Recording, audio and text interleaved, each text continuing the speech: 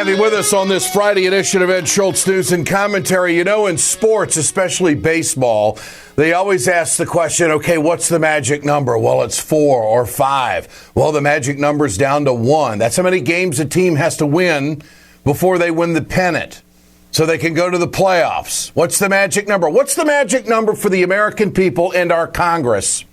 Is it 360, 365? Or are we actually going to do something at public shooting, mass shooting number 355? There's a lot of conversation right now in the aftermath of what unfolded in San Bernardino. But let me just go on record saying that the Republicans don't have a hair on their ass when it comes to doing anything about gun legislation in this country. This is Paul Ryan, again, blaming it on healthcare, blaming it on mental illness, how we have to address mental illness. Yet it's the Republicans who repeatedly in the House have voted down legislation to, or should I say voted for legislation to get rid of Obamacare that would affect 17 million people. They're even talking about doing reconciliation in the Senate and sending it to the president's desk because they don't like the health care plan. You mean to tell me that there are 17 million people in this country who can get health care but have no mental problems whatsoever, and maybe we should make sure that they don't have a firearm? The Republicans are amazing. This isn't about mental illness to the Republicans. This isn't about gun rights to the Republicans. This is about being reelected. This is about making sure that they're not going to be a political target, that they're not going to be in the crosshairs of the National Rifle Association come election time and get this negative rating for the NRA. And, oh, by the way, he just doesn't fit for the Republicans and gun rights. He doesn't fit for the American people and freedom, American exceptionalism. Notice how the mainstream media does absolutely no stories about what it's like to get a firearm in Europe. Next week on this broadcast, I will bring to you on Ed Schultz News and Commentary the facts about how hard it is to get a firearm in Europe. It'll be interesting, and you'll agree with me that you'll never see this kind of story in the American media because the lobbying of the gun manufacturers and the NRA is just too strong. So as long as we have Republicans in any office, we're never going to get any. There's never going to be any magic number. We're not going to get it. But let's play Paul Ryan. He seems to have the solution now for gun violence in America.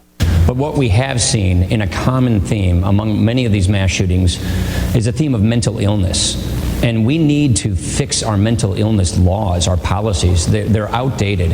And that is something that we are working on right now. We're moving a bill through the process here, the Murphy legislation, because we think that's one of the more consistent and common themes, which are people with mental illness are getting guns and conducting these mass shootings. So, Mr. Ryan, are you actually going to set up a system so these people in this country who don't have insurance and have mental issues are going to be able to see a doctor and are going to be able to get some counseling and get some help? Is that the bill you're talking about? Is that part of voting down Obamacare again? You're a phony. You're a total phony. And it sounds good to say that you're going to do something about mental illness in this country. Let's cut to the chase. Let's go to the campaign trail. Again, Bernie Sanders from Vermont, where gun control in Vermont is a hell of a lot different than it is in New York City or Los Angeles. The fact of the matter is we've got some common sense on the campaign trail. This is Bernie's reaction. It is very difficult for the American people to keep up with the mass shootings that we seem to see almost every day. Yesterday, San Bernardino. A few days ago, Colorado Springs. Before that, Roseburg, Oregon. Before that, Chattanooga, Tennessee. And on it goes. The San Bernardino shooting was the 355th mass shooting this year.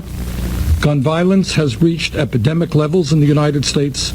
Over the past decade, 275,000 Americans have been killed by guns. So what would be good for America to make the move to curb these mass shootings, Senator Sanders? There is a broad consensus, perhaps 60-70% of the American people who agree on common sense gun safety legislation. And here is what that consensus is about, supported by a strong majority of the American people. We need to significantly expand and improve background checks Who is arguing that people who should not have guns because of a criminal background, because of mental problems, should not be able to purchase those guns? Very few Americans disagree with that. We need to renew the assault weapons ban. We need to end the sale of high-capacity magazines. We need to make gun trafficking a federal crime and give law enforcement the tools they need to get illegal guns off of the streets. We need to close the gun show loophole, as well as loopholes that allow gun purchasers to buy a gun after the waiting period expires without a completed background check. We need to close loopholes that allow domestic abusers and stalkers to obtain guns.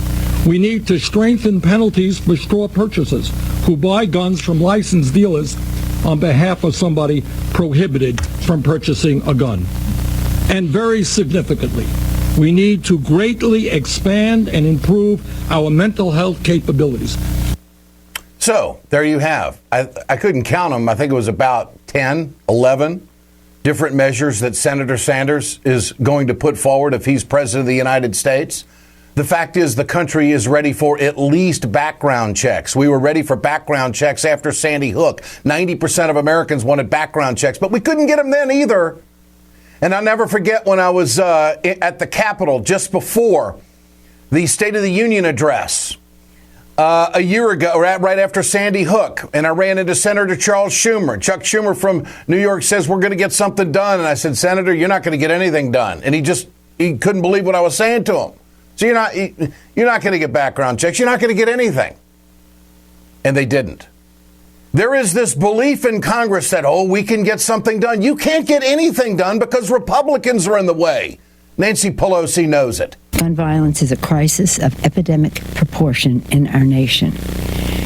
We've had far too many moments of silence on the floor of the House. And while it is right to respectfully acknowledge the losses, we can no longer remain silent. What gives us the right to hold moments of silence when we do nothing to act upon the cause of the grief? So what has to happen here, folks? And this is political tough talk. If the Democrats don't want any silence, then they have to speak up and just tell the American people, we can't get anything done on gun violence because Republicans are in the way. Put it on the obstructors. Put it on the people who always defend a piece of paper that was 225 years old or whatever, back in a society that doesn't even exist today.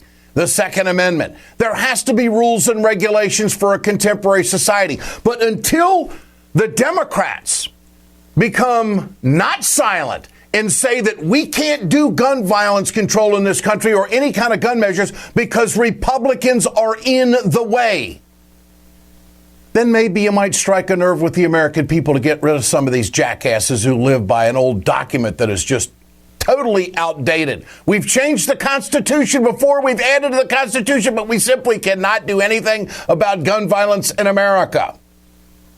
This is Senator Chris Murphy of Connecticut. But right now, these thoughts and prayers and sympathies have become a mask for inaction, and they are wholly insufficient. And so my point, I don't know what the New York Daily News is trying to communicate, but my point is that thoughts and prayers are great, but they've got to be followed up with action. And what is so offensive is that in the wake of another mass shooting, we have a gigantic menu of policy options at our disposal to try to cut down on this carnage, and we're not pursuing any of them. We are just absolutely frozen. And listen, maybe I shouldn't tweet in anger, but I'm angry that we're not doing anything to try to stop this. And you won't, Senator, until you get on the cables and say, because of the Republicans, we can't get anything done. That's the next conversation America has to have. It has to be political. It has to be in Washington, and there has to be a change of thought. This isn't about gun rights. This is about being reelected and not becoming a political target by those who lobby for the gun manufacturers and the National Rifle Association.